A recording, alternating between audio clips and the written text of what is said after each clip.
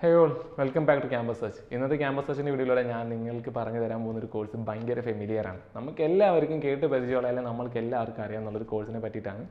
എഞ്ചിനീയറിംഗിൽ തന്നെ ഒരു കോഴ്സ് തന്നെയാണ്, വേറൊന്നുമല്ല സിവിൽ എഞ്ചിനീയറിംഗ്. ഇൻഫ്രാസ്ട്രക്ചേഴ്സിൻ്റെ മെയിൻ്റനൻസ്, ഡിസൈനിങ്, കൺസ്ട്രക്ഷൻ എന്നിവയിലേക്ക് ഫോക്കസ് ചെയ്തിട്ടുള്ള എഞ്ചിനീയറിംഗിൽ തന്നെ ഒരു ബ്രാഞ്ച് തന്നെയാണ് സിവിൽ എഞ്ചിനീയറിംഗ് എന്ന് പറയുന്നത്. വേരിയസ് ആയിട്ടുള്ള സ്ട്രക്ചർ കൺസ്ട്രക്ഷൻസിൻ്റെയൊക്കെ മേൽനോട്ടം വഹിക്കുന്നതെല്ലാം സിവിൽ എഞ്ചിനീയേഴ്സ് തന്നെയാണ്.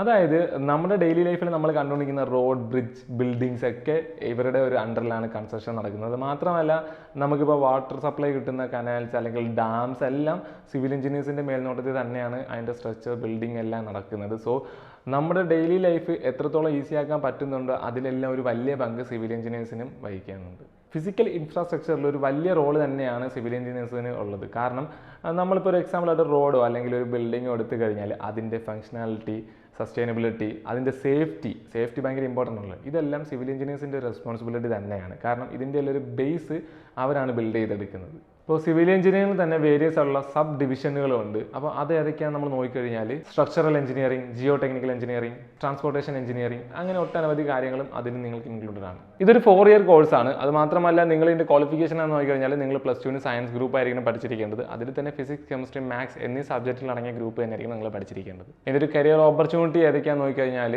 നിങ്ങൾക്ക് ഇന്ത്യക്ക് വിദേശത്തും ജോലി ചെയ്യാൻ സാധിക്കും. അത് മാത്രമല്ല ഗവൺമെൻറ് സെക്ടറിൽ ജോലി ചെയ്യാം, പ്രൈവറ്റ് സെക്ടറിൽ നിങ്ങൾക്ക് ജോലി ചെയ്യാൻ സാധിക്കുന്നതാണ്. ഇതിൻ്റെ ഒരു കരിയർ ഓപ്പർച്യൂണിറ്റി ഏതൊക്കെയാണെന്ന് നോക്കിക്കഴിഞ്ഞാൽ നിങ്ങൾക്ക് ഇന്ത്യക്കകത്തും വിദേശത്തുമായിട്ട് ഒട്ടനവധി അവസരങ്ങൾ ലഭിക്കുന്നതാണ്. അത് മാത്രമല്ല ഗവൺമെൻറ് സെക്ടറിലും പ്രൈവറ്റ് സെക്ടറിലും നിങ്ങൾക്ക് ജോലി ചെയ്യാൻ സാധിക്കുന്നതാണ്. അപ്പോൾ സിവിൽ എഞ്ചിനീയറിംഗിനെ പറ്റിയുള്ള കുറച്ച് ഡീറ്റെയിൽസ് ആണ് ക്യാമ്പസ് സെർച്ചിൻ്റെ ഈ ഒരു വീഡിയോയിലൂടെ നിങ്ങളിലേക്ക് എത്തിക്കാൻ ശ്രമിച്ചത്. അപ്പോൾ നിങ്ങൾക്ക് കൂടുതൽ അറിയണമെന്നുണ്ടോ സിവിൽ എഞ്ചിനീയറിംഗിനെ പറ്റിയിട്ട്, അല്ലെങ്കിൽ അഡ്മിഷൻ പ്രൊസീജിയറിൽ പറ്റിയിട്ടൊക്കെ അറിയണമെന്നുണ്ടെങ്കിൽ ഞങ്ങളുടെ കസ്റ്റമർ കെയർ നമ്പറായിട്ട് കോൺടാക്ട് ചെയ്താൽ മാത്രം മതി.